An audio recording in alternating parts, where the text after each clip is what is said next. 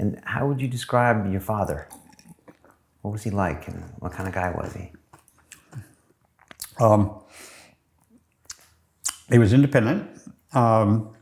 He was very active, and he put a lot of time. He didn't finish college, but he thought a lot about what he was doing, and he asked a lot of people, and he learned a lot. So he was always near the forefront of the farming technology and the best practices, and he was always on top of the personnel. He was very good with the people. Most of the people were Native Americans and Mexicans and sometimes transients that came through, but there were a variety of unskilled labor that he dealt with on a daily basis, and he was very good. They thought he was a really good leader. What was his management style?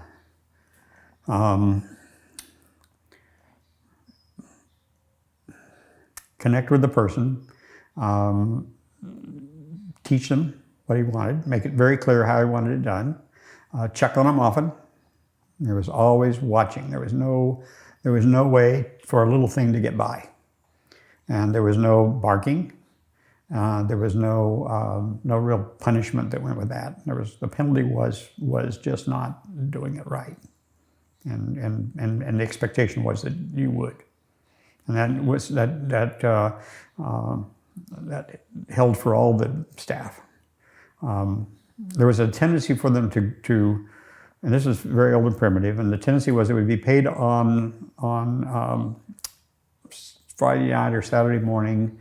All of that money would be spent by Sunday, maybe usually by Saturday night. So all the labor on the farm was paid on Saturday morning and had it all spent by Saturday night at the local stores. And they either, the women carried the groceries home on their heads, and maybe they caught a ride in the back of a pickup if there was one, and all the other guys went to jail. To jail? Yeah, for drinking and being rowdy. Okay. So they would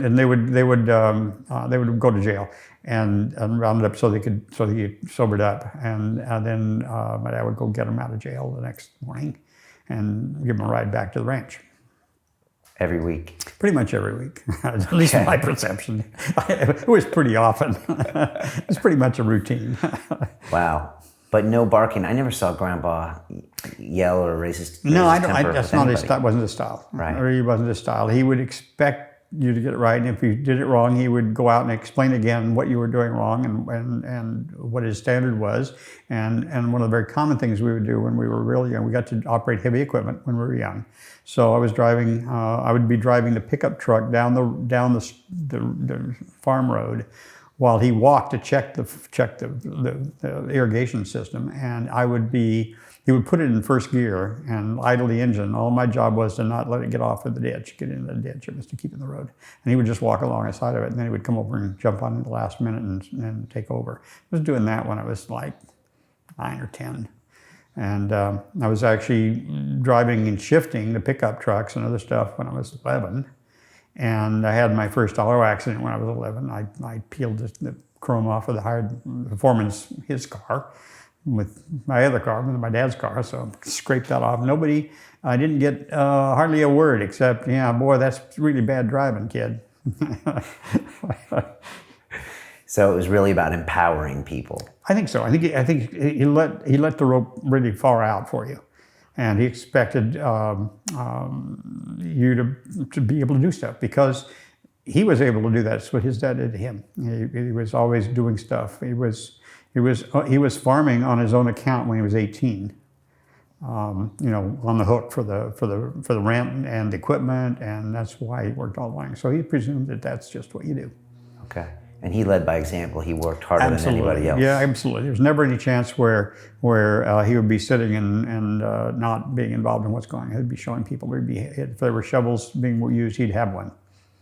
So yes, it was definitely by example, and there was no blowback on mistakes, even fairly big ones. Okay. Oh, because I got to see him as a farmer when I was a kid, because we would go. You would go to Colorado. Colorado, yeah, where he moved later. Farming something else. Mm-hmm. So I would see him always watching the weather. He was constantly watching the weather and getting up early and we'd go out and check potatoes with him and check barley, and I just got a sense The farm is living things, and they don't tend themselves. And if you're going to grow a plant, you can't have a brown thumb. You have to know, because otherwise typically the crops are annual. So you have a year, and then you get to cash the crop at the end. And if you screw up during the year, you don't cash the crop. So you have to be careful every single day. So he would get up in the morning, he would go and look at every single thing going on, and he would see that it wasn't going wrong. If the water was leaking, or if somebody had failed to do something, or if a piece of equipment was broken or maintained, or if somebody didn't show up for work, all those things had to be dealt with every day. And then he would have to also tend to the banking and the marketing of the crops. He also spent a lot of time with the other farmers in the area, because they all had kind of a group contribution to what worked and what didn't. They all had their own ideas because they've been doing it a long time. So he kept very close social touch. There was always a social aspect. So I would go with him in the morning when I was working in the summer. I would be driving a tractor or something, and he'd come out and he said, "Let's go get a popsicle." And we would get in the truck, take a break. And we would drive 3 or 4 miles to the little teeny diner cafe kind of place in the little hole in the wall. And there would be a whole row of farmers just chatting it up about what's going on. And if he needed a new tractor driver, somebody would say, "Hey, I got a guy that's looking for work." So they'd swap. It's like a big swap meet. Right. And they do that pretty much every day.